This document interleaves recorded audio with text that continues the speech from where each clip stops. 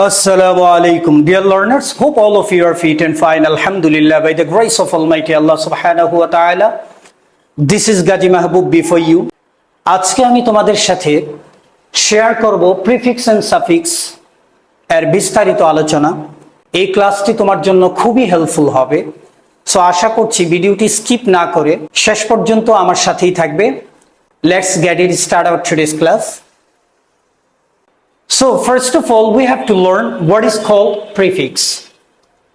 Prefix যে letter বা letter সমষ্টি রুট ওয়ার্ড বা মূল শব্দের পূর্বে বসে বিপরীত অর্থ অথবা নতুন শব্দ গঠন করে তাকে প্রিফিক্স বলে।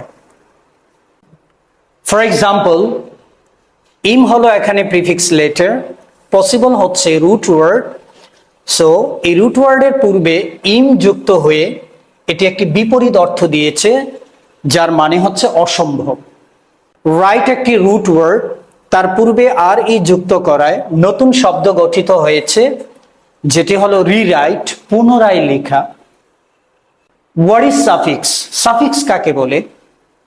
যে লেটার বা লেটার সমষ্টি রুট ওয়ার্ড বা মূল শব্দের পরে বসে পদ পরিবর্তন বা নতুন শব্দ গঠন করে তাকে সাফিক্স বলে।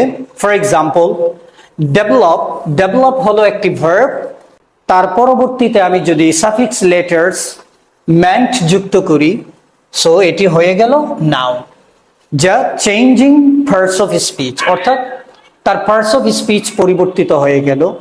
সাকসেস হলো একটি রুট ওয়ার্ড, যা হলো একটি নাউন, তার শেষে সাফিক্স লেটার্স ফুল যুক্ত করায় হয়ে গেল সাকসেসফুল, যা একটি অ্যাডজেক্টিভ হয়ে গিয়েছে।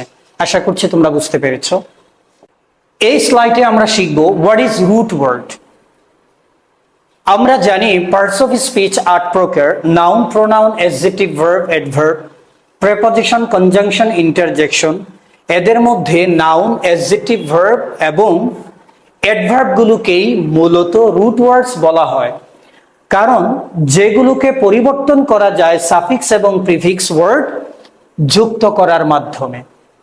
ব্যাকরণে প্রোনাউন, প্রেপজিশন, কনজাংশন এবং ইন্টারজেকশন সাধারণত সেইভাবে পরিবর্তন করা যায় না যেইভাবে নাউন, অ্যাডজেক্টিভ, ভার্ব এবং অ্যাডভার্বের সাথে সাফিক্স অথবা প্রিফিক্স লেটার্স যুক্ত করে তাদের পদের পরিবর্তন অথবা বিপরীত অর্থ অথবা নতুন শব্দ গঠন করা যায়। সো প্রিফিক্স সাফিক্স মূলত পার্টস অফ স্পিচের 4টি পদের সাথে যুক্ত হয়: নাউন, অ্যাডজেক্টিভ, ভার্ব এবং অ্যাডভার্ব। তো চলো এই স্লাইডে আমরা শিখব the classifications of noun. Firstly, noun 2 types. প্রথমত নাউন হলো 2 প্রকার: abstract noun and concrete noun.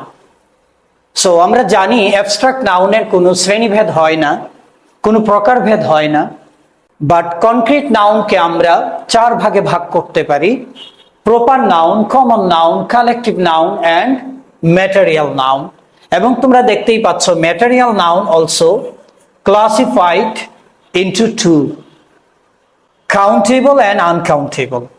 So যেগুলো কাউন্ট করা যায় সেগুলো কাউন্টেবল, যেগুলো কাউন্ট করা যায় না সেগুলো হলো আনকাউন্টেবল নাউন। সো এই স্লাইডে আমরা শিখব what is the difference between noun versus noun phrase. Noun এবং নাউন ফ্রেজের মধ্যে পার্থক্য কি? আমরা নাউন এবং নাউন ফ্রেজ কেন শিখব? তোমরা যারা 9, 10 এবং এসএসসি পরীক্ষার্থী রয়েছে, তোমরা জানো তোমাদের একটি কোয়েশ্চেন থাকে প্রিফিক্স সাফিক্স সম্পর্কিত। সো সেই কোয়েশ্চেনে কিন্তু অবশ্যই তোমাকে নাউন ফ্রেজ সম্পর্কে টোটাল ধারণা থাকতে হবে, আদারওয়াইজ তুমি প্রাপ্ত নাম্বার কিন্তু পরীক্ষায় অর্জন করতে পারবে না।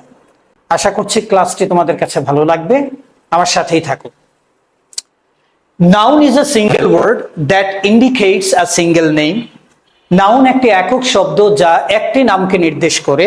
ফর এক্সাম্পল, স্টুডেন্ট একটি সিঙ্গেল ওয়ার্ড, টিচার একটি single word, communication, development, purity, growth, এরা হচ্ছে সিঙ্গেল ওয়ার্ড, তাই এরা নাউন।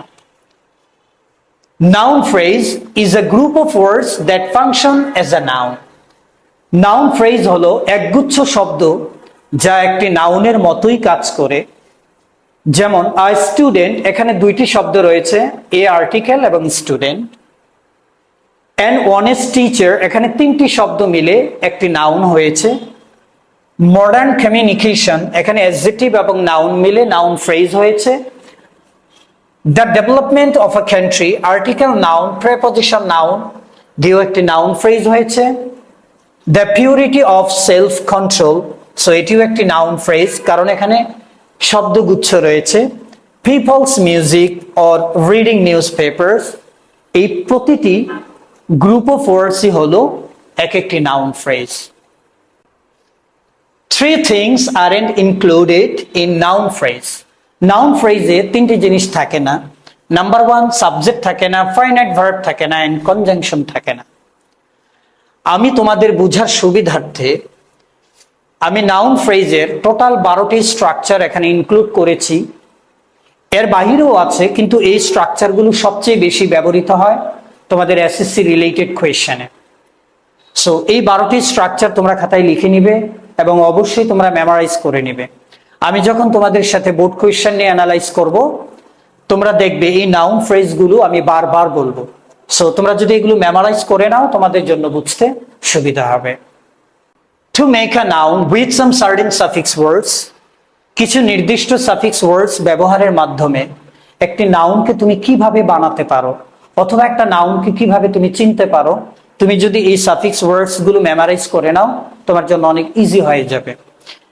যেমন TION, SION, CETY, AGE, DOM, CYRYGY, শুনছি তাই আগে দম সাই রাই যাই, meant, nes, east, ism, hod, ex, th, sheep, ing, ar, uri, cheer, or, ai, ear, tude, ee, et, ics, এই সাফিক্স ওয়ার্ডস গুলো ব্যবহার করে তুমি একটি নাউনকে বানাতে পারো, অথবা একটি নাউনকে তুমি আইডেন্টিফাই করতে পারবা। চলো আমরা সেই সাফিক্স ওয়ার্ডস গুলো দিয়ে কিছু নাউনের উদাহরণ দেখে নেই। তোমরা দেখতেই পাচ্ছ এখানে রয়েছে কমিউনিকেশন, এখানে শন রয়েছে, সো এটি একটি নাউন। কমিশন, এখানে SION রয়েছে, এটিও একটি নাউন। ইন্ডিপেন্ডেন্স, এখানে CE রয়েছে, নাউন। এক্সিস্টেন্স, CE রয়েছে, নাউন। পিউরিটি, TY রয়েছে। এবিলিটি, TY রয়েছে। অনেস্টি, TY রয়েছে, সো এটি এরা হলো নাউন। ম্যারেজ, AGE রয়েছে। স্টোরেজ, প্যাকেজ, এরা সবাই নাউন। উইজডম, এখানে ডম রয়েছে। ফ্রিডম, ফ্লুয়েন্সি, এখানে CY রয়েছে, সো এগুলো নাউন। বেকারি, এখানে RY রয়েছে। ব্রেইভারি, কান্ট্রি, সো এরা হলো নাউন। সাইকোলজি, এখানে GY রয়েছে। বায়োলজি, সো এরা নাউন। ডেভেলপমেন্ট, এখানে মেন্ট রয়েছে। পানিশমেন্ট, সো এরা হলো noun. Idleness, darkness, happiness, so এখানে নেস রয়েছে, এরা নাউন। ফ্যাসিস্ট, এখানে IST রয়েছে। Artist, terrorist. সোশ্যালিজম, এখানে ইজম রয়েছে, সো এটিও noun. Realism and capitalism. Childhood, এখানে হুড রয়েছে। Adulthood. Friendship, leadership and membership, এরা প্রত্যেকে নাউন।